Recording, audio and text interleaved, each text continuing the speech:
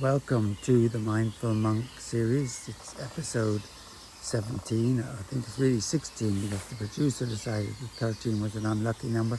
I'm out at my bee compound, my apiary. You can see one or two hives in the background.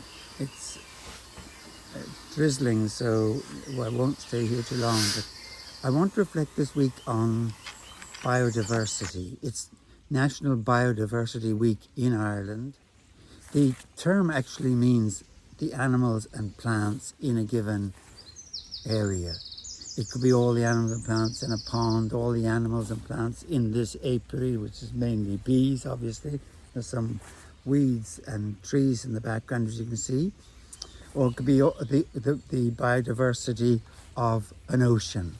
It was coined, the term was coined in about 1985. It was biological diversity, it became biodiversity. Now you can have a very rich area of biodiversity, the rainforest being the typical example of the richest biodiversity in the world. They cover only a sixth, I think 6% of the Earth's surface, but they can contain half the biodiversity of the world, and they're disappearing, which is really sad and serious for the planet. Or you can, at the other extreme, there's a gold mine in South Africa where they've discovered one type of bacteria. So that would be the other end of the scale of minimum biodiversity. So what's the crisis? The crisis is that species are disappearing at an alarmingly high rate. Every year we're losing thousands of species and they won't be replaced. My own example from here is that there was a time when you drove your car, you'd have insects splattered all over the windscreen, and you'd actually have to clean the windscreen. And now, when you go out, you find that there's actually very little on your windscreen. You don't have to clean your headlights either. They're clear. They used to get covered in insects. So where have they gone? Where have they gone? They're disappearing. Another example is in the woods here. I find that normally this time of the year there'd be a loud sound from the insects buzzing, and I don't hear it anymore. I hope it will come later in July and August. So today you wouldn't get it. But so we are losing these creatures, and it's the small ones that will make a difference. It's the small ones in the soil, the fungi and bacteria. It's not the big ones that'll probably get the rhinos and giraffes, They're not going to really be the problem. It's going to be this, like the virus that's getting us at the moment. It's the smaller creatures that are going to be a problem. Francis actually is very hot on biodiversity in Laudato Si, which is a wonderful document. He says the Earth's resources are also being plundered because of short-sighted approaches to the economy, commerce and production. The loss of forests and woodlands entail the loss of species which may constitute extremely important resources in the future, not only for food, but also for curing disease and other uses. It's not enough, however, to think of different species merely as potential resources to be exploited while overlooking the fact that they have value in themselves. From Laudato Si, his wonderful encyclical on the environment. So let's just go and explore diversity a bit, and I'll take the second pair of glasses off my head, and I didn't know where they were, and to get in out of the rain. So I'm just walking over to a lawn area that we had some years ago. So here's a nice lawn area just beside the monastery, and we decided we'd leave some part of it. It's a close-up shot of the clover and the trefoil and the grasses, all of them, and the purple clover, which the bumblebees can get the honey from, but honeybees can't. There's thistles and all sorts of things. And here's a nice bit of biodiversity on a thistle that's been avoided, the strimmer, which was used on the outside. It's on a thistle. And there's more of it over there. Cuckoo spit. go inside and show you what you can find inside that. So there's the little creature inside that cuckoo spit. He's walking over Pope Francis's coat of arms now. It's just got a spat of water on him. It's a wonderful little creature. It's the nymph of the frog hopper that lives inside the cuckoo spit. Just walking up to the title of Laudato Si, encyclical letter. Nice piece of biodiversity that wouldn't be there if the thistles weren't growing.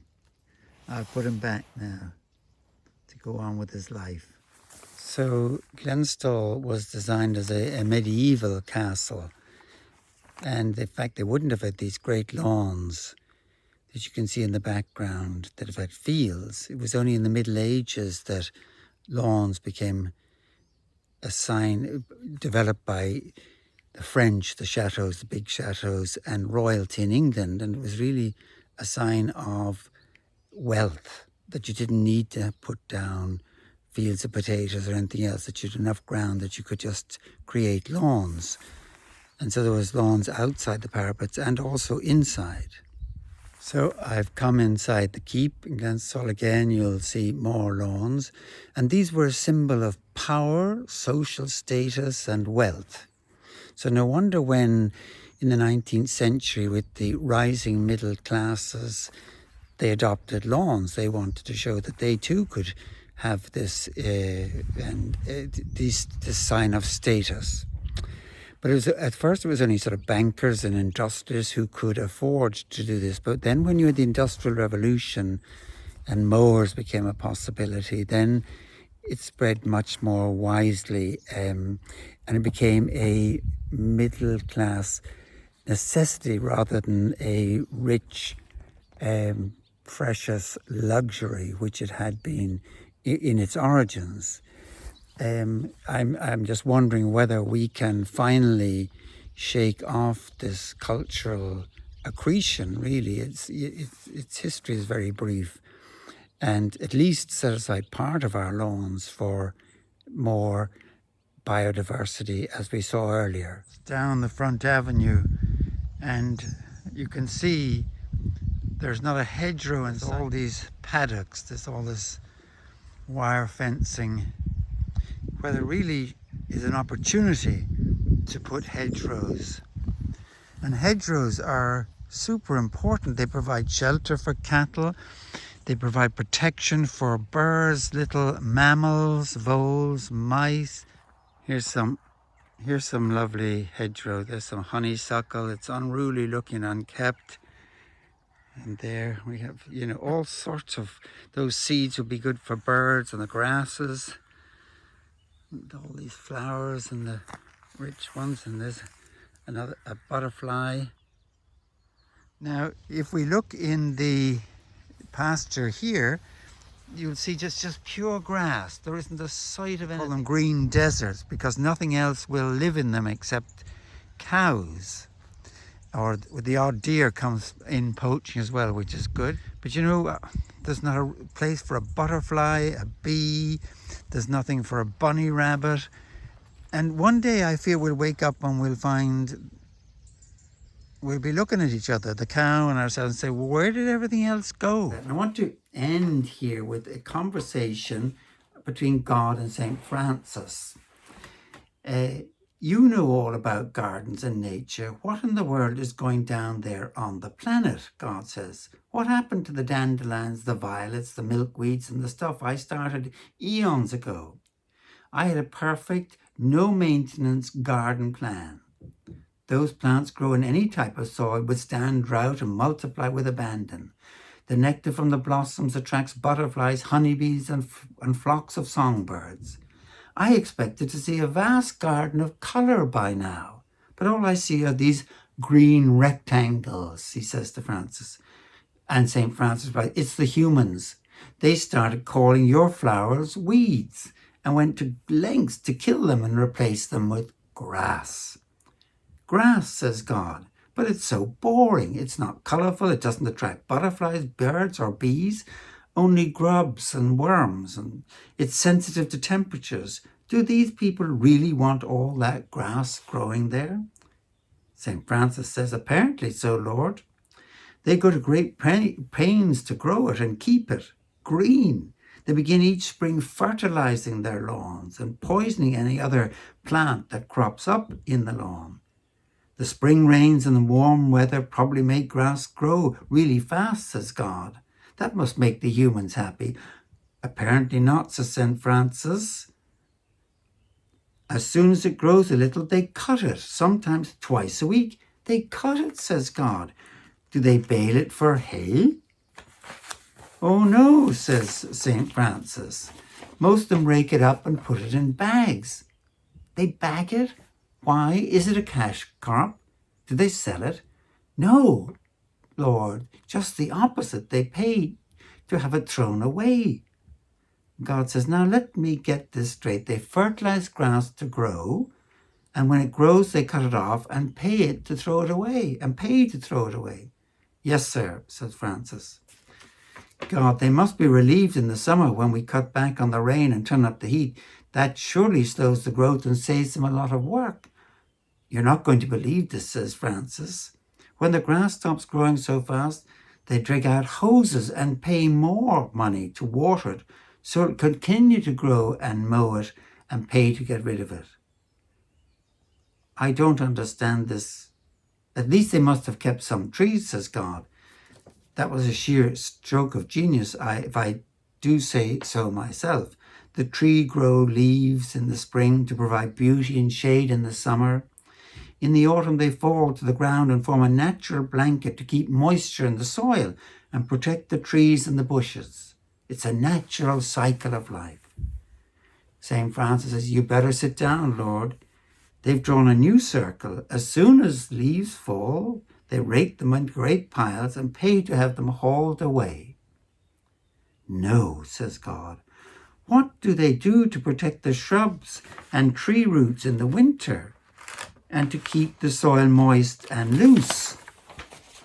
St. Francis says, after throwing away the leaves, they go out and buy something which they call mulch. They haul it home and spread it around in place of the leaves. And where do they get the mulch?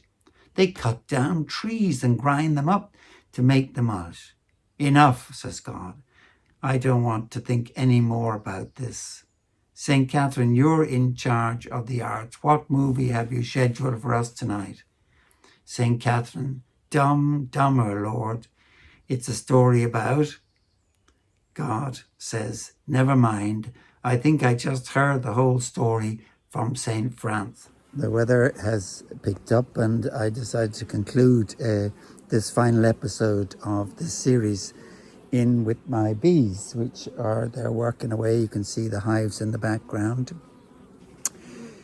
So just to conclude on biodiversity, there's no solution to the biodiversity crisis other than restoring, preserving habitats all over the world. That's the most important thing we need to do. Only nature can serve as the planetary ark for us all. We're all in this with all the other creatures surrounding us. And nature's been so good to us over the last months, you know, the beautiful weather. It's been kind. I think we've all felt a sort of kindness of nature. I certainly have. The animals getting closer, the birds singing, that I hope when we emerge that we will in turn treat nature more gently and more kindly and more respectfully, that recognize that we're part of it. It's not something, this stage on which we are and the creatures are props, as I've said. It's different than that, and I hope we've experienced it. I love the words of a friend of mine, Franny Howe. She says, these June days have been glorious, abundant, and show how happy the natural world is without aeroplanes, cars, car fumes, and all the rest. Simple. She's a poetess, so wonderful with words. So thank you for traveling with me over the last months. I have enjoyed it.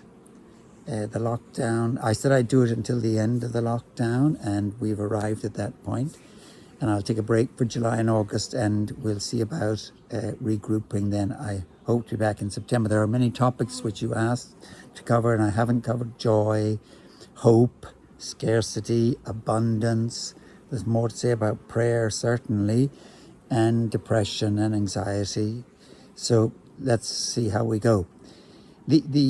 While I'm standing here in the apiary, may I just say that the answer to all biodiversity and the pollination problems you keep hearing is not to all of us to keep more and more bees. That's sort of a quick and spontaneous reaction. No pollinators, everybody keep bees. But the problem with that is that the bees, if you have too many of them, they take all the forage from the poor local moths and bees and butterflies and everything else. So, and these bees are being cosseted and minded, and the other ones having to fight for their lives. So it's a naive reaction, and it's a simplification of the problem. It's much more to do with restoring habitats.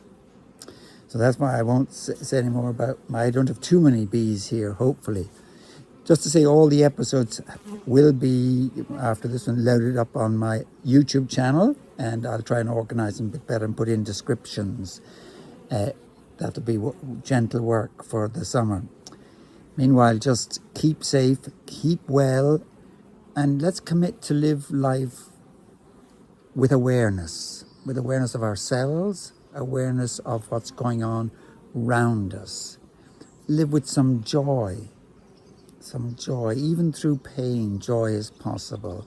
See the extraordinary in the ordinary.